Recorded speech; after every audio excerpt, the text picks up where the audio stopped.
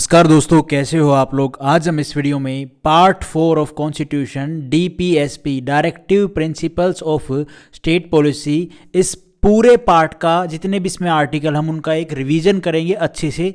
मैंने ये सारे जो नोट्स मैंने बना रखे हैं बिल्कुल प्रॉपर, एक एक जो चीज़ आर्टिकल में होनी चाहिए वो सारी बातें यहाँ पे लिख रखी है। आर्टिकल्स में जो भी सारी बातें हैं वो सारी मैंने हर एक आर्टिकल के साथ में हिंदी में आराम से पॉइंट बना के लिख रखे हैं, तो आपको अच्छे समझ में आएंगी। तो स्टार्ट करते हैं भाई डीपीएसपी। डीपीएसपी में पार्ट 4 में आर्टिकल जो है वो कहाँ से कहाँ तक है, 36 से 51 तक। और डीपीएसपी को कौन से कंट्री से लिया गया है, मतलब ये जो हमारा डीपीएसपी पार्ट 4 है इसमें जो बातें हैं ये कहाँ से हमने कौन से कंट्री के कॉन्स्टिट्यूशन से अडॉप्ट की हैं, तो आप कह सकते हो आयरलैंड से। आयरलैंड से आयरिश जो कॉन्स्टिट्यूशन ऑफ 1937 से हमने ये बातें अडॉप्ट की हैं। भाई ये जो सारी बातें हैं, ये जो सारी चीज़ें हैं, ये हमें हमारे कॉन्स्टिट्यूशन में रखनी चाहिए। तो इसलिए ये कौन से कंट्री से हमने अडॉप्ट की, ये आपने ध्यान रखना, आयरलैंड से। डीपीएसपी पॉजिटिव राइट्स हैं। अब आप कहोगे पॉजिटिव राइट्स मतलब पॉजिटिव राइट्स है मतलब कि भाई to achieve justice. Positive right मतलब ये कि आप लोगों को ये काम करना है, समझ रहे हो भाई। डीपीएसपी पॉजिटिव राइट्स हैं। अब पॉजिटिव राइट्स हैं, directive principle of state policy, state की बात हो रही है, और डीपीएसपी पॉजिटिव राइट है। पॉजिटिव राइट मतलब क्या है, स्टेट को ये सारे डीपीएसपी में जो काम बातें लिखी हुई हैं ये सारे काम स्टेट को करने हैं, समझ रहे हो। ये सारे जो काम है ना, जो बातें लिखी हुई हैं, स्टेट ने ये अडॉप्ट करनी है और ये लोगों के वेलफेयर के लिए करनी है। अब वेलफेयर में भी काफ़ी सारी चीज़ें आती हैं। जब हम कॉन्स्टिट्यूशन को पढ़ते हैं तो उसमें सारी बात तो जस्टिस की है, इकोनॉमिक, सोशल और पॉलिटिकल जस्टिस, ये सारी बातें हैं। अब डीपीएसपी में क्या है भैया, DPSP more concerned with social justice और इकोनॉमिक जस्टिस, ठीक है। बट जो फंडामेंटल राइट्स हैं वो are more concern with political justice. अब फंडामेंटल राइट हमने पढ़े हैं वो पॉलिटिकल जस्टिस से रिलेटेड है। अब वो कहोगे आप पॉलिटिकल जस्टिस मतलब कैसे भैया, मतलब आप कि फ्रीडम के लिए जो फंडामेंटल राइट बनाए गए हैं भाई, आपके लिए ये आज़ादी है और उनका अगर उल्लंघन होता है तो वहाँ पे आप कहाँ पे जाओगे, सुप्रीम कोर्ट, हाई कोर्ट जाओगे। मतलब क्या है, पॉलिटिकल जस्टिस आपको मिलेगी। अब यहाँ पे जो डीपीएसपी है इसमें क्या है भाई, लोगों के वेलफेयर के लिए स्टेट गवर्नमेंट क्या है, इन डीपीएसपी को अडॉप्ट करेगी। इसमें जो बातें लिखी हुई हैं उनके ऊपर ध्यान देके लॉ प्रोविजन जो भी बनाने वो बनाएगी, इकोनॉमिक जस्टिस करेगी। और फंडामेंटल राइट ये क्या है, जैसे ये डीपीएसपी पॉजिटिव राइट है, फंडामेंटल क्या है, नेगेटिव राइट है। आप कहोगे नेगेटिव राइट मतलब भैया, नेगेटिव राइट में क्या होता है कि हमें ये सारी चीज़ें नहीं करनी है। मतलब किसको, स्टेट को।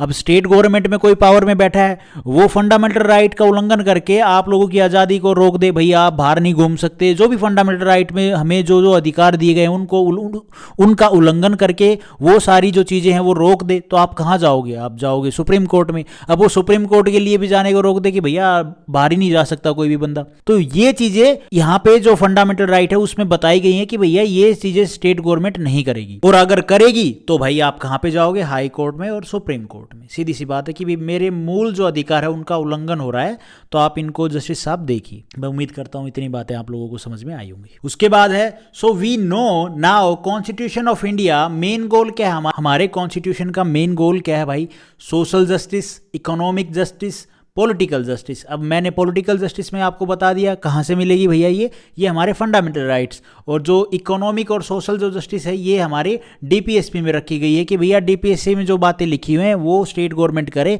उससे लोगों का भला होगा, सोशली काम होगा और इकोनॉमिकली काम होगा, ठीक है। And combined responsibility for meeting this goal is carried out by fundamental right and DPSP, ठीक है जी। ये बात हमने समझ ली, कंबाइंड जो रिस्पॉन्सिबिलिटी होगी इन तीनों की, जो सोशल जस्टिस और इकोनॉमिक और पॉलिटिकल, ये सारी जो ड्यूटी, ये सारी जो जस्टिस मिलेगी, ये सारी जो काम करने हैं अच्छे, ये हमारे मेन जो काम है ये किस में बताए गए, फंडामेंटल राइट में और डीपीएसपी में। इनकी रिस्पॉन्सिबिलिटी है ये सारी जस्टिस प्रोवाइड करना पब्लिक। डीपीएसपी अनदर नेम, अच्छा डीपीएसपी का दूसरा नाम क्या, सीधा एमसीक्यू बनेगा, इंस्ट्रूमेंट ऑफ इंस्ट्रक्शन। मतलब यहाँ पे जो ये इंस्ट्रूमेंट ऑफ इंस्ट्रक्शन है ना, ये क्या था भैया, गवर्नमेंट ऑफ इंडिया एक्ट 1935 में ये इस नाम से सारी बातें लिखी हुई थी। उसमें मेंशन था कि ये सारे काम किए जाएंगे लोगों के वेलफेयर के लिए, या मतलब आप कह सकते हो इकोनॉमिक और सोशल जस्टिस के लिए। तो ये इसका दूसरा नाम है डीप। अब ये हमने आयरलैंड से उठाया, सीधी सी बात है। तो जब गवर्नमेंट ऑफ इंडिया एक्ट 1935 में जो बातें लिखी थी वो भी हमने अडोप्ट की। अब वो अडोप्ट की तो डीप वही सेम बातें हैं। तो डीपीएसपी का दूसरा नाम क्या है, instrument of instruction. DPSP non justiciable है। अब जैसे हम फंडामेंटल राइट के लिए कहाँ चले जाते हैं, अगर उल्लंघन होता है तो सीधा हम जाते हैं हाई कोर्ट या सुप्रीम कोर्ट। लेकिन डीपीएसपी क्या है भैया, नॉन जस्टिएबल है। अब आप कहोगे ये कैसे, मतलब यहाँ पे अगर स्टेट गवर्नमेंट नहीं करती है वो काम जो डीपीएसपी में लिखा हुआ है, तो भाई साहब आप कोर्ट में जाके नहीं खड़े हो जाओगे कि देखो जी इन्होंने नहीं किया। नहीं, आपको वहाँ पे जज साहब बोलेंगे भैया उन्होंने कोशिश तो की ना, जो भी किया आप लोगों ने वोट देके उसको पावर में लेके आए हो। अब उन्होंने जो वादे किए थे वो अपनी पॉलिसी में लिखे थे, वो अगर वो नहीं निभा रहे हैं तो उसमें अलग चीज़ हो जाती है। लेकिन इसमें क्या है, न्याय नॉन जस्टिएबल है, आप कोर्ट में नहीं जा सकते इन चीज़ों के लिए। अगर आपने अभी पीछे इलेक्शन देखे लोकसभा के, जब राहुल गांधी ने क्या बोला कि भाई अगर हम पावर में आते हैं तो जो माइनॉरिटीज़ में जो मुस्लिम वुमेन है उनको 8-8 हज़ार रुपये, मेरे ख्याल में 8 या 10 हज़ार रुपये हर महीना मिलेंगे। आपने ये चीज़ देखी होगी। और वो बेचारे, उनको वो कुछ पेपर भी, फॉर्म भी दिया गया था, उन्होंने वो भर के वो बोला कि आप इसको जमा करिए, कांग्रेस के जो भी इनके मुख्यालय हैं। तो वहाँ पे वो लोगों ने वो जमा कर दिया। पावर में कौन आ गई, बीजेपी। अब उन्होंने तो प्रॉमिस कर दिया, अब वो बेचारे जाएं कहाँ, वो उनको तो भैया लिखित में भी वो फॉर्म भी मिल गया, अब वो कहाँ जाएंगे। ऐसा नहीं है वो जाके हाई कोर्ट में खड़े हो जाएंगे या सुप्रीम कोर्ट में जाके खड़े हो जाएंगे, कहीं नहीं जा सकते बेचारे। भाई ये चीज़ें कहीं कॉन्स्टिट्यूशन में थोड़ी लिखी हुई, हाँ डीपीएसपी में लिखी हुई है कि आप वेलफेयर के लिए, लोगों के वेलफेयर के लिए जो सोशल काम, इकोनॉमिक काम है वो करोगे। लेकिन पॉलिसी में लिख दिया तो इसका मतलब ये नहीं है कि भैया डीपीएससी से भैया देखो यहाँ पे बोल रखा तो हम कोर्ट में जाएंगे। ना भैया, आप जाओ बेशक। हर गवर्नमेंट क्या करती है, अपनी अपनी पॉलिसी बनाती है। अगर कोई झूठ बोल के बनाए, जैसे कांग्रेस ने बनाया उनको उल्लू, तब वो वुमेन्स क्या करेंगे भाई, कोर्ट में थोड़ी जाएंगी यार, नहीं जा सकती भाई साहब। तो ये चीज़ें हैं। हाँ, लेकिन जैसे बीजेपी ने कोई प्रॉमिस किया और पावर में आ गई। अब जैसे अगर कांग्रेस ने ही ये चीज़ बोला था लोगों को, अगर ये पावर में आ जाती तो करती तो कोई दिक्कत वाली बात नहीं थी। इसमें भी कोई कोर्ट में नहीं जा सकता कि देखो कांग्रेस ने ये बोला 8 हज़ार ये कहाँ से दे रहे हैं। नहीं, कोई दिक्कत नहीं है। लेकिन अगर नहीं आई पावर में तो ऐसा नहीं वो लोग कोर्ट में चले जाएंगे इस चीज़ को लेकर। नहीं भाई साहब, नहीं जा सकते वहाँ पे, उनको इस चीज़ की कोई जस्टिस नहीं मिलेगी। अच्छा, अब देखो आर्टिकल 30, अब हम आर्टिकल्स पे आते हैं। ये बातें तो बेसिक आप लोग समझते ही हो, पढ़ ली होगी आप लोगों ने। आर्टिकल 36 से 47 तक क्या है, सोशलिस्टिक। अब अच्छा जी, और जो आर्टिकल 40 से 46 तक क्या है भाई, ये गांधीयन प्रिंसिपल्स के ऊपर है। ये सोशलिस्टिक जो सोच है, आइडियोलॉजी है, उसके ऊपर बातें लिखी हुई हैं। देखो ये काम करने चाहिए। और 44 से 51 तक लिबरल जो प्रिंसिपल्स हैं वो बातें लिखी हुई हैं। अब हम आर्टिकल्स पे आते हैं। मेन हमारे होते हैं कि हमें आर्टिकल्स का पता हो। मेन ये पता हो कि इस पार्ट का नाम क्या है, इस पार्ट में ये इतने आर्टिकल हैं, इस पार्ट को इस कंट्री से अडोप्ट किया गया है, ठीक है। और क्या हो सकता है, कितने आर्टिकल हो गए, हर आर्टिकल में क्या क्या बातें लिखी हुई हैं, उस आर्टिकल का मीनिंग क्या है, बेसिक हमें ये पता होना चाहिए। हम आराम से हमारे एमसीक्यू टिक कर, सीजीएल लेवल तक तो आराम से। यूपीएससी में थोड़ा सा उस चीज़ को घुमा के लिख दिया जाता है। अब आर्टिकल 36 में क्या बोला गया, डेफिनेशन बोली गई है। The term state in the part 4, ये क्या है भैया, जो हमारा पार्ट 4 है DPSP, has the same meaning. इस पार्ट 4 में जो स्टेट के बारे में बोला गया कि भाई ये स्टेट होगा, वही मीनिंग सेम जो पार्ट 3 में जो हमने पढ़ा, स्टेट को लेके जो वर्ड बोला गया था उसका मतलब क्या था, वही सेम मीनिंग यहाँ पे है। अच्छा जी, state have to keep in mind DPSP while formulating policies. भाई स्टेट के बात बोल रहा है यहाँ पे, जो स्टेट गवर्नमेंट होगी, सीधी सी बात है। ये चीज़ मैंने आप लोगों को पार्ट 3 में वैसे बता दिया, स्टेट का मीनिंग क्या है। अब यहाँ पे क्या है कि स्टेट क्या है, स्टेट भैया जो भी गवर्नमेंट होगी वो अपनी जो पॉलिसी बनाएगी ना, वो डीपीएसपी को माइंड में, उसको मद्देनज़र रखते हुए बनाएगी, उसको ध्यान में रखते हुए कि हम भैया इन चीज़ों को ध्यान में रखते हुए जो अपनी पॉलिसी हैं वो बनाए, ताकि लोगों का भला हो सोशल और economically. Make welfare state not police state. अब ये बात आप समझिए भाई, डीपीएसपी में जो बातें लिखी हुई हैं वो तो क्या है, वो तो स्टेट के वेलफेयर के, लोगों के वेलफेयर के लिए बातें लिखी हुई हैं, ना कि भाई पुलिस स्टेट, भाई पूरा पुलिस कानून चल रहा है, सारा पुलिस के हिसाब से जो गवर्नमेंट आई है पावर अपने हिसाब से काम कर रही है, पुलिस का रूल लगा दिया, ये करो वो करो, लोगों को आज़ादी ख़त्म कर दी, उनका इकोनॉमिक सोशल सारा सिस्टम ही बर्बाद कर दिया, ठीक है। उनको भाई बिजनेस नहीं करने दे रहे हैं, जैसे एक अपने भाई पावर है राजा की तरह मनमानी करना, वो वाली चीज़ें ना करे, ठीक है। वेलफेयर स्टेट बने, ना कि पुलिस स्टेट बने। अब आर्टिकल 37 में क्या बोला गया है, the provisions contain in the part 4, जो पार्ट 4 में जो प्रोविजन है, shall not be enforceable by any court. जो इस पार्ट 4 में डीपीएसपी में जो भी प्रोविजन लिखे हुए हैं वो भैया एनफोर्सेबल नहीं है किसी भी कोर्ट में, मतलब किसी कोर्ट के द्वारा एनफोर्सेबल नहीं है कि भैया अगर कोई बंदा चला जाए, जैसे मैंने भी 8,000 वाला जो आपको एग्जांपल दिया, भाई वो बंदा चला जा रहा है, वो बोलेगी देखो डीपीएसपी में लिखा हुआ है कि भाई ऐसे ऐसे वेलफेयर के लिए स्टेट क्या है हमारे लिए काम करेगा, इकोनॉमिकली काम करेगा, तो आप इसको देखिए। तो यहाँ पे कोर्ट भैया एनफोर्स नहीं कर सकता उस चीज़ को कि भैया गवर्नमेंट को बोले तुम लोगों को ये करना ही पड़ेगा, ना जी ना, बिल्कुल भी नहीं। It shall be the duty of the state to apply this principle in making laws. मतलब क्या है कि जब ये स्टेट की ड्यूटी रहेगी कि जो भी ये प्रिंसिपल्स हैं, जो भी ये डीपीएसपी में बातें लिखी हुई हैं, ये इन बातों को लेके, अगर वो पावर में होगी तभी बनाएगी लॉ, तो भाई तो इन बातों को लेके स्टेट क्या करे भाई, लॉ बनाए, ताकि जो स्टेट के लोगों का जो वेलफेयर है, स्टेट का जो वेलफेयर है वो अच्छा हो सके।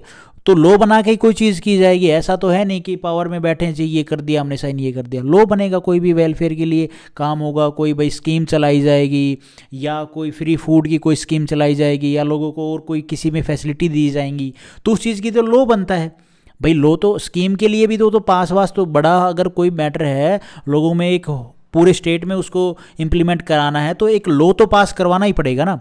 तो ये चीज़ यहाँ पे बोली गई है। उसके बाद है state article 38, state to secure a social order for promotion of welfare of the people. ये बात मैंने आप लोगों को बता दी, स्टेट क्या करेगा, सिक्योर करेगा सोशल ऑर्डर, भाई पूरे जो एरिया है लोगों में शांति सुख समृद्धि बनी रहे, ठीक है, और लोगों के वेलफेयर के लिए क्या बनाएगा भैया, लॉ बनाएगा। सिक्योर करेगा मतलब लोगों के वेलफेयर के लिए काम करेगा। State shall strive to promote the welfare of people, जैसे जस्टिस मिले, लोगों को न्याय मिले। अब जैसा ऐसा नहीं कि अमीर को ही न्याय मिले, गरीब को भी न्याय मिले, भाई कोई गरीब है तो उसके लिए ऐसा नहीं कि उसको न्याय नहीं मिलेगा, उसके लिए सरकारी वकील हो गए, सरकार के खर्चे पे वो वकालत करेंगे, भाई उसका केस है वो लड़ेंगे। सोशल जस्टिस, भाई सोशली जो काम हो लोगों की समृद्धि के लिए, सोशली भाई समाज में एक यूनिटी बनी रहे, और इकोनॉमिकली काम हो, भाई जितने भी अनएम्प्लॉयड लोग हैं मतलब रोज़गार लेके आया जाए ताकि लोगों को रोज़गार मिले। तो वो सारे इकोनॉमी स्टेट क्या करेगी, कोई कंपनी लेके आएगी, कोई और बड़ी इंडस्ट्री लगाएगी ताकि लोगों को रोज़गार मिले, गवर्नमेंट में जॉब देगी, तो ये सारे काम करे। भाई जो लोगों के बिजनेस हैं उनमें इम्प्रूवमेंट के लिए स्कीम्स दे, ये सारी चीज़ें यार जो सरकार को करना चाहिए लोगों की समृद्धि के लिए। पॉलिटिकल जस्टिस, ठीक, मिनिमाइज इनइक्वालिटी इन इनकम, भाई जैसे कि वुमेन और मेन में जो स्टेटस है, मतलब क्या है कि ऐसा ना हो कि सेम वर्क पे जो पे है वो अलग अलग मिले, समझ रहे हो, वुमेन को अलग मिले मेन को अलग मिले, ना जी ना। मिनिमाइज करे इनइक्वालिटी, इनकम में जो इनइक्वालिटी है वो कम करे, स्टेटस में, फैसिलिटीज़ में। ऐसा नहीं है कि भाई ये कम पैसे अर्निंग कर रहे हैं मतलब लेबर क्लास है तो उसकी फैसिलिटी भी उसके हिसाब से उसको दी जाए, अपॉर्चुनिटीज दी जाए बच्चों को, जो यूथ है उनको। तो ये सारी मतलब जो स्टेट में, जो पॉपुलेशन में, जो देश में जो चीज़ें नेगेटिव है, मतलब जो बीमारियां हैं भाई, इनइक्वालिटी को कम करे। मैन और वुमेन में जो एक डिफरेंस है इनकम का लगा लो या फिर काम करने का लगा लो, उस चीज़ को भाई जॉब में लगा लो, उस चीज़ को कम करे। जो अनएम्प्लॉयमेंट है, यंग बच्चों को जो क्या है एम्प्लॉयमेंट प्रोवाइड करे, फैसिलिटी प्रोवाइड करे, जो जॉब होल्डर हैं उनको अपॉर्चुनिटीज़ दे भाई अलग अलग फील्ड में, भाई जैसे गेम्स में और सारी बहुत सारी स्कीमें होती हैं यार, उनमें काम करने के लिए बच्चों को आगे स्कीम्स लेके आए ताकि वो आगे बढ़ें। और जो क्या है अनस्किल लेबर, उनके लिए भाई प्रोग्राम चलाए ताकि वो स्किल हो सके। वो सारी चीज़ें स्टेट गवर्नमेंट करे एज यूनियन गवर्नमेंट, मतलब जो स्टेट की मतलब है। और the provision was added by, ये जो इनइक्वालिटी वाला है ये इनकम में, ये जो इनइक्वालिटी वाला है ना इनकम में, ये क्या है, ये प्रोविजन कब ऐड किया गया, 44th अमेंडमेंट एक्ट 1978 के थ्रू। आर्टिकल 39 क्या है? State shall in particular direct it policy toward securing. अच्छा जी, ये मैं कहाँ पे आ गया, मैं थोड़ा सा आगे नहीं आ गया? यहाँ पे क्या बोला गया है? State shall particular direct it policy toward securing. किस किस मैटर पे स्टेट अपनी पॉलिसीज़ को सीधा भैया काम करेगा? देखो, मैन और women equally have the right to educate mean of livelihood. भैया उनके लिवलीहुड के लिए, मैन और वुमेन के लिए, उनमें ऐसा नहीं है कि उनके भाई पे में फैसिलिटीज़ में, मतलब पे फैसिलिटी तो क्या, मतलब जो उनकी इनकम में इक्वली उनको ट्रीट करे, ठीक है। और डिस्ट्रीब्यूशन ऑफ मटेरियल रिसोर्सेज, इसको देखना पड़ेगा। ये सारी जो चीज़ें लिखी हुई हैं ये क्या है? स्टेट गवर्नमेंट क्या करेगी? स्टेट गवर्नमेंट इस चीज़ को फॉलो करेगी। ये सो सारी बातें लिखी हुई ना, इनके ऊपर काम करे। डिस्ट्रीब्यूशन ऑफ मटेरियल रिसोर्सेज, भाई लोगों को जैसे पानी की सुविधा, खाने की सुविधा, ठीक है, जो रिसोर्सेज हैं वो लोगों को सही से प्रोवाइड किए जाएँ। डिस्ट्रीब्यूशन अच्छा हो, भाई गरीबों में भी खाना या जो भी सारी चीज़ें हैं उनको भी सही से इक्वली ट्रीट किया जाए, उनको भी ऊपर उठाया जाए। इकोनॉमिक सिस्टम, जो SC ST में अगर आप देखते होगे तो उनको भी भाई उस तरह से, अगर कोई ज़्यादा पुअर है तो ऐसी स्कीम्स लेके आ जाए, उनको राशन फ्री मिले, वो सारी चीज़ें। Economic system does not result in the concentration of wealth, मतलब यहाँ पे जो सुविधाएं हैं, इकोनॉमिक सिस्टम मतलब यहाँ पे जो वेल्थ, क्या नाम है भाई, एक तबका तो इतना अमीर हो जाए और एक तबका इतना गरीब हो जाए, तो इस तरह का जो ये सिस्टम है ये ना हो। मतलब इस तरह की पॉलिसीज़ बनाए कि सारा जो समाज है वो एक साथ उठे ऊपर इकोनॉमिकली। तो ये सारी चीज़ें हैं, काफ़ी सारे पॉइंट आप देख लो। Equal pay for equal work, इनके भी अगर आप थोड़ा थोड़ा और डिटेल में पढ़ना चाहोगे ना तो और भी हो जाती हैं। Equal pay for equal work, जितना काम लड़की करेगी या वुमेन करेगी और जितना काम मैन करेगा उनको इक्वली, अगर सेम काम दोनों करे तो उनको इक्वली पे किया जाए, बोथ मैन और women. Health strong of health and strength of worker, not abuse any one of work, मतलब काम के टाइम पे अगर कोई गरीब है तो उसका अब्यूज़ ना हो। भाई जैसे बड़े जो लोग पहले, अगर आप देखते होगे, अपने हिस्ट्री थोड़ी बहुत पढ़ेगी, ज़मींदार लोग क्या है अब्यूज़ करते थे, कोई वूमेन है उसका रेप वेप कर देते थे, तो गरीब आदमी का कौन सुनता था यार। आज के टाइम में भी ऐसे काफ़ी एरिया हैं जहाँ गरीबों की कौन सुनता है भाई, ठीक है। और जो हेल्थ है उसके ऊपर भी काम करे भाई स्टेट, स्ट्रेंथ करे अपने वर्कर्स को, उनको डाइट वाइट मतलब ठीक मिले, उनकी इतनी तो दिहाड़ी हो दिन की कि वो अपना गुजारा अच्छे से कर पाएँ, और उनको जो अपना काम करें उसके पैसे टाइम टू टाइम मिले। अगर इस चीज़ के लिए अगर आप देखोगे, लेबर जो जस्टिस है, मतलब लेबर जो कोर्ट होते हैं उसमें भी अगर आप देखोगे बहुत सारे मामले यही पड़े रहते हैं भाई। Citizens are not to force by economic necessity, और गरीब अमीर को लेके मतलब भाई किसी गरीब का फ़ायदा ना उठाया जाए, ये सारी चीज़ें हैं यहाँ पे। अब्यूज़ ना हो। Children are given opportunity and facility to develop in the healthy manner, मतलब बच्चों को भाई सही से स्कीम दिए जाए, अगर बच्चे गरीब हैं मतलब जैसी भी उनको फैसिलिटी दी जाए ताकि, और अपॉर्चुनिटी दी जाए ताकि वो एक हेल्दी एनवायरनमेंट में ग्रो करें और अपने जो पढ़ाई है, एजुकेशन है, जो भी काम कर रहे हैं वो अच्छे से कर पाएँ। मतलब सारी फैसिलिटी स्टेट कोशिश करे प्रोवाइड करने की। छोटे बच्चों का अगर आप देखोगे भैया क्या होता है, एक्सप्लॉयटेशन होता है। और छोटे बच्चों का क्या, आजकल तो भाई गरीब वुमेन लड़कियां सबका ही होता है, तो उस चीज़ को भी स्टेट ध्यान में रख के काम करे। आर्टिकल 39A क्या बोलता है? Equal justice free legal add. अब भैया इक्वल जस्टिस मतलब एक अमीर आदमी है, वो कोर्ट में अगर अपना केस लड़ेगा आराम से लड़ेगा, पैसा है, पैसा देगा वकील को, वकील भागे भागे आएंगे, जी हम जान लगा देंगे। अब गरीब आदमी है, कोई मैटर हो गया, कोई उसके फैमिली का किसी ने भाई जो भी है उसके घर में ऐसा एक्सीडेंट हो गया, किसी ने उसकी फैमिली को मार दिया है किसी बंदे को, या कोई और मैटर है, तो उसमें बेचारा केस कहाँ से लड़ेगा, उसके पास पैसा नहीं है। तो उसके लिए स्टेट क्या करेगा? गवर्नमेंट वकील प्रोवाइड करे। और गवर्नमेंट वकील भी अगर आप देखते होगे तो वो केस को इतना अच्छे से लड़ते नहीं है, कोई कोई होता है, बाकी वो उनको पता है कि सीधा गवर्नमेंट से तो पे आनी है, अब हारू ना जीतू कोई फ़र्क थोड़ी नहीं पड़ेगा। टू प्रमोट इक्वल जस्टिस, बराबर की जस्टिस मिले उनको, गरीब अमीर को ऐसा नहीं फ़र्क ना हो। And to provide free legal aid, ये लीगल एड आप समझ गए ना भाई, कोई गरीब है उसके पास पैसा नहीं है तो केस कैसे लड़ेगा, तो ये गवर्नमेंट भैया, गवर्नमेंट जो वकील है वो प्रोवाइड करेगी। एड टू पुअर फॉर दिस ए लो, अच्छा इस चीज़ के लिए ना जो फ्री लीगल एड, मतलब जो गरीब है उसके लिए सरकारी जो वकील है वो गवर्नमेंट प्रोवाइड करेगी। तो इस चीज़ के लिए ये लॉ बना था। फॉर दिस a law was made for this national legal service authority 1947। ये आप हमेशा ध्यान रखना, ये थोड़े से ऊपर लेवल के पीसीएस वगैरह में पूछ ली जाते हैं।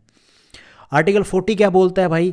Organisation of village panchayat. ये गांधीयन जो क्या नाम था, मैं वो बता रहा था, पॉलिसी भी या क्या बोलते हैं यार, अरे आइडियोलॉजी या क्या था, organisation of village panchayat.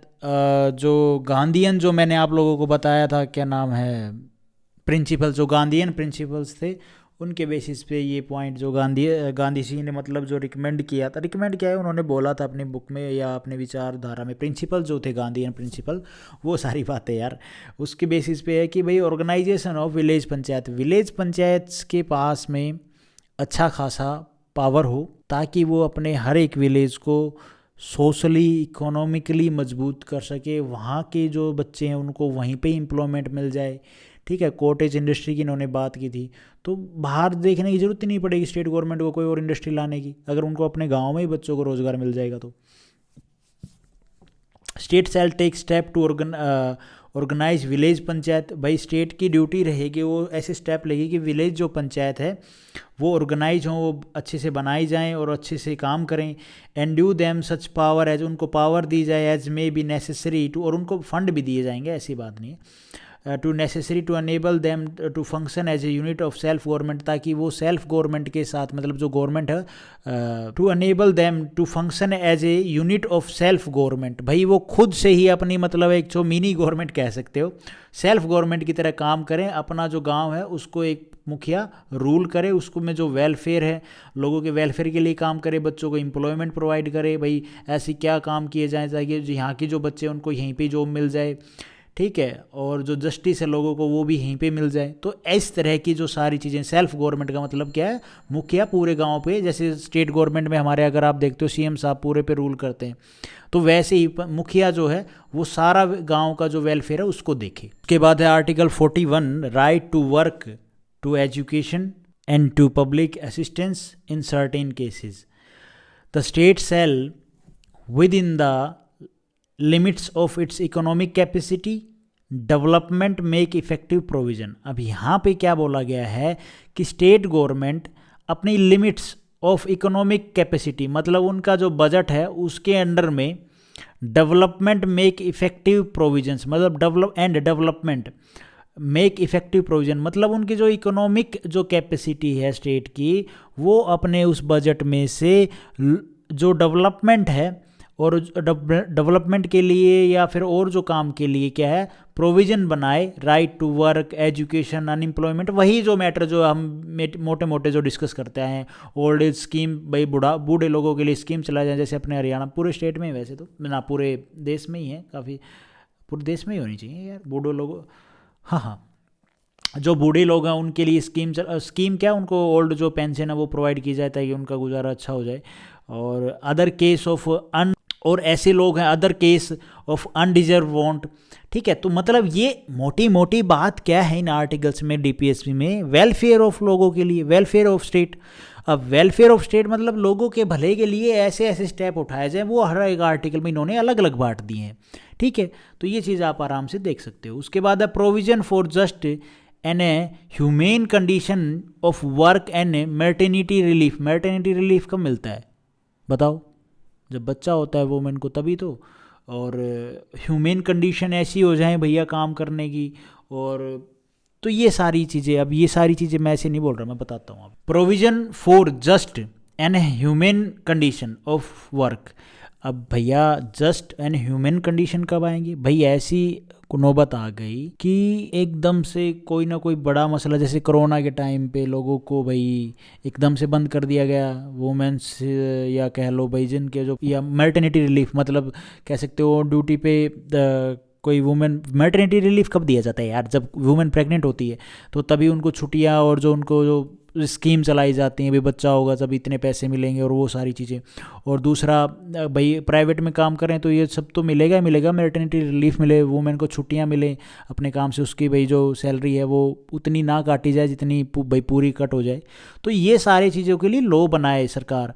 Human condition मतलब ऐसी कंडीशन आ गई कि जैसे कोरोना के टाइम पे आ गया, लोगों का भाई बाहर निकलना सब कुछ बंद, बीमार हो रहे थे लोग, तो ऐसी कंडीशन में स्टेट गवर्नमेंट क्या है, प्रोविज़न लॉ बनाए लोगों के वेलफेयर के लिए। ये बात बता दिया गया आर्टिकल 43 में living veg etc for workers, living veg minimum wage provide करना, मतलब भाई एक फिक्स रहे मिनिमम, इससे कम नहीं मिलेगा, इससे ऊपर मिल सकता है, कम नहीं मिलेगा। मिनिमम वेज के लिए आप देखते हो भाई मनरेगा वगैरह में आप एक मिनिमम वेज तो मिलता ही मिलता है, अगर लोगों को कहीं रोज़गार ना मिले तो मनरेगा में लोगों को रोज़गार मिलता है, उसमें एक मिनिमम सेट किया गया है कि भाई इतना दिन का उनको मिलेगा ही मिलेगा, ताकि वो अपने decent standard of life and जो सोशल एंड कल्चरल अपॉर्चुनिटी है उनको मेंटेन कर सकें। टू प्रमोट कॉटेज इंडस्ट्री, वही गांधीयन जो प्रिंसिपल है उसके हिसाब से जो मैंने आप लोगों को बताया था, गांधी जी चाहते थे भाई कॉटेज इंडस्ट्री, इस तरह की इंडस्ट्री गांव के आसपास में ही सेट की जाए ताकि गांव के लोगों को वहीं पे ही रोजगार मिल जाए। ओ भाई साहब, आर्टिकल 43A में क्या है, to take step to secure the participation of worker in the management of industry. Industries में ऐसा नहीं है कि भाई दो बंदों ने ना वर्कर से कुछ पूछा ना कुछ, भाई वो किस तरह से कंफर्टेबल हैं काम करने में, नहीं है उनको सुविधाएं ठीक मिल रही हैं नहीं मिल रही हैं, वो सारी कुछ बिना पूछे अपने में ही अपने जो डिसीजन है वो लिए जा रहे हैं, उनकी हालत नहीं देख रहे, उनको फैसिलिटी दे रहे हैं नहीं दे रहे, कुछ नहीं पूछ रहे। तो इस तरह से काम ना किया जाए। एक वर्कर्स इन मैनेज मतलब जो भी मैनेजमेंट होगी उसमें एक वर्कर इंडस्ट्री में वर्कर्स की भी बात सुनी जाए और उनको लेके ही क्या है काम किया जाए, उनके जो पार्टिसिपेंट्स उनका भी पार्टिसिपेशन हो मैनेजमेंट के अंदर। और ये कब ऐड किया गया, 42nd अमेंडमेंट एक्ट 1976 को। उसके बाद आर्टिकल 43B और भी है क्या पार्ट में, नहीं, to promote voluntary formation, democratic control, professional management of cooperative societies. और आर्टिकल 44 वही बातें यार, मैनेजमेंट वाले ही लोगों को भाई कोऑपरेटिव सोसाइटी हो गई, वहाँ पे जो मैनेजमेंट है वहाँ पे भी लोगों की बात सुनी जाए, मैनेजमेंट बनाई जाए, वहाँ पे भी लोगों का पार्टिसिपेशन हो, ठीक है, वॉलंटरी फॉर्मेशन, डेमोक्रेटिक कंट्रोल हो, तो वो सारी चीज़ें ये सीधी सी बातें हैं सोसाइटीज़ के लिए। इंडस्ट्रीज़ में जो लेबर क्लास काम कर रही है भाई उनकी भी बात रखने के लिए, उनके भी जो चीज़ें हैं उनसे पूछी जाएं कि आप लोग सही काम कर रहे हैं ना, मैनेजमेंट में उनका पार्टिसिपेशन हो, सीधी सी बात है। आर्टिकल 44 क्या, uniform civil code for citizen. ये आपने देखा होगा बहुत जिक्र में रहता है आजकल, भाई यूनिफॉर्म सिविल कोड लाएंगे, तो ये हमेशा आपने ध्यान रखना है। सीधा आर्टिकल पूछेगा यूनिफॉर्म सिविल कोड को लेके कौन से आर्टिकल में बात की गई, तो आर्टिकल 44 में। और जैसे गोवा में क्या है, सबसे पहले यूनिफॉर्म सिविल कोड लग गया था, अब फिर उत्तराखंड में आपने देखा होगा उत्तराखंड में लग गया। तो state shall have endeavour to secure for the citizen a uniform civil, सभी लोगों के लिए समान रूल, सारी चीज़ें बराबर रहेंगे। ऐसा नहीं है वो भाई मुस्लिम है तो उसका शरिया लो, ये हिंदू है तो इसका अपना लो, ना ना ना ना, सबके लिए समान लो चाहे किसी भी मैटर पे। अब गोवा में अगर आप देखो, अभी उत्तराखंड में देखो, तो ये चीज़ें आपने ध्यान रखनी है। Uniform civil code article 44। Article 45 provision of the free and compulsory education for children. भाई इसके लिए अभी डीपीसी में था, फिर ये फंडामेंटल राइट में भी चली गई बात। फंडामेंटल राइट में अगर आप देखो कंपलसरी है भैया 6 से लेकर 14 साल तक के बच्चों को फ्री एजुकेशन प्रोवाइड करना, ये कंपलसरी है। कंपलसरी यहाँ तो बोला गया है आर्टिकल 45 में, लेकिन फंडामेंटल राइट में इसका फंडामेंटल राइट बना दिया इसको, तो ये आपने ध्यान रखना है। फ्री और कंपलसरी एजुकेशन हो बच्चों के लिए, कैसे, 6 से लेकर 14 साल तक। और क्योंकि 14 साल के बाद वो ठीक हो जाता है, बच्चा इतना पढ़ समझ लेता है कि हाँ मैं पढ़ लिया हूँ, अब मैंने क्या करना है। आर्टिकल 46 में promote of educational and economical interest of SC ST and other weaken section. भैया यहाँ पे बोल दिया कि जो SC और ST और क्या नाम है जो वीकन सेक्शन है ना, उनके लिए भैया एजुकेशन और इकोनॉमिक इंटरेस्ट को लेके स्टेट गवर्नमेंट ध्यान दे। अब आप कहोगे ये क्या मतलब, अरे सीधी सी बात है, जो SC ST में जो भाई अब क्या है, ये तबका नहीं थोड़ा सा नीचे रह गया ना, पढ़ाई के मामले में इकोनॉमिकली भी ये वीक है, तो इनको लेके स्टेप लिए जाए, रिजर्वेशन प्रोवाइड किया जाता है। आप देखते हो वीकन सेक्शन के लिए और SC ST के लिए, भाई और भी जो ट्राइबल ग्रुप हो जाते हैं, और इनको भैया काफ़ी चीज़ों में छूट दी जाती है इकोनॉमिकली, पढ़ाई में भी, और काफ़ी उन चीज़ों में अगर आप फॉर्म भी भरते हो जब देखते हो SC ST के लिए फ्री फॉर्म होता है, OBC के लिए 450 होता है, जनरल के लिए 500 होता है। तो ये चीज़ें यहाँ पे बोले गया आर्टिकल 46 में, इसको लेके भी स्टेट गवर्नमेंट क्या है भैया ध्यान रखे, काम करे। उसके बाद article 48 organisation of agriculture and animal husbandry prohibit the, मतलब क्या इन एग्रीकल्चर के लिए और एनिमल हस्बेंड्री के लिए काम किया जाए, किस चीज़ को रोक लगाई जाए, जो बुचर खाने हैं काऊ और कैल्स के, तो उनको भैया रोका जाए, बछड़ों को, और इनको काटा ना जाए। इम्प्रूव देयर ब्रीड, उनकी ब्रीड को बढ़ाया जाए, इस तरह के स्टेप लिए जाएँ स्टेट के द्वारा। आर्टिकल 48 बोलता है protection and improvement of environment and safety guard of forest and wild life. भैया एनवायरनमेंट को लेके ग्लोबल वार्मिंग ना बढ़े, इन चीज़ों को लेके भी पौधे लगाए जाएं, सेफ गार्ड किया जाए, फॉरेस्ट्स को काटा ना जाए, वाइल्ड लाइफ को प्रोटेक्ट किया जाए। इन चीज़ों को लेके स्टेट क्या करे भैया, लॉ बनाए, प्रोविज़न बनाए, जो भी काम करना करे अच्छे से। और आर्टिकल 49 क्या बोलता है, प्रोटेक्शन ऑफ मोनूमेंट, जो हमारे धरोहर हैं, जो हमारी पुरानी चीज़ें बनी हुई हैं, किले विले मंदिर जितने भी हैं, उन सब को प्रोटेक्ट किया जाए। प्लेस और जो भी हैं, जो हमारी धरोहर है, हिस्ट्री जो हमें बताते हैं, उनको क्या है, प्रोटेक्ट किया जाए, ऑब्जेक्ट ऑफ नेशनल इंपॉर्टेंस। और आर्टिकल 50 बोलता है separation of judiciary from executive, judiciary और एग्जीक्यूटिव एक दूसरे काम में इंटरफेयर ना करें। मेरा यहाँ पे ये पार्ट पढ़ाने का मतलब एक डिटेल में नहीं पढ़ा रहा हूँ, मैं एक रिवीजन करा रहा हूँ। रिवीजन में भाई इस तरह से ही चीज़ें चलती हैं, ताकि आप एक आर्टिकल को बेसिक ध्यान से देख लो कि हाँ ये चीज़ें इस आर्टिकल में बात लिखी हुई हैं। आर्टिकल 51 को देखो, promotion and international peace and security. State क्या करे, प्रमोट करे इंटरनेशनल पीस, ऐसा नहीं ऐसी स्टेटमेंट दे दे कि भैया दूसरे देशों के साथ हमारे जो संबंध है वो बिगड़ जाए, ऐसा काम ना करे, ठीक है। और समाज, जैसे कई बार क्या है, एक टाइप का समाज दूसरी कंट्री को लेके अलग अलग स्लोगन या प्रोटेस्ट करते हैं, तो उस चीज़ को भी ध्यान रखते हुए काम करे। मतलब प्रमोशन करे, प्रमोट करे इंटरनेशनल जो पीस है उसको मेंटेन, और इंटरनेशनल पीस मतलब कंट्रियों के बीच में जो रिश्ते हैं वो बरकरार रहें, ऐसा उलट पुलट काम ना करे। जैसे अभी पीछे अगर आप लोगों ने देखा होगा, जब ये बांग्लादेश में केओस हुआ और आर्मी ने जब कैप्चर किया, अभी तो यूनिस की सरकार चल रही है, अब वहाँ पे क्या हुआ था कि ममता बनर्जी ने बोला कि हम जो बांग्लादेश से आएंगे उनको हम अपने स्टेट में पनाह देंगे। अब जब उसने देखा कि भैया यूनिस की सरकार आई और हिंदू मैक्सिमम आने लगे, तो उन्होंने सेंटर को बोला ठीक है हम नहीं करेंगे, वो रुक गए।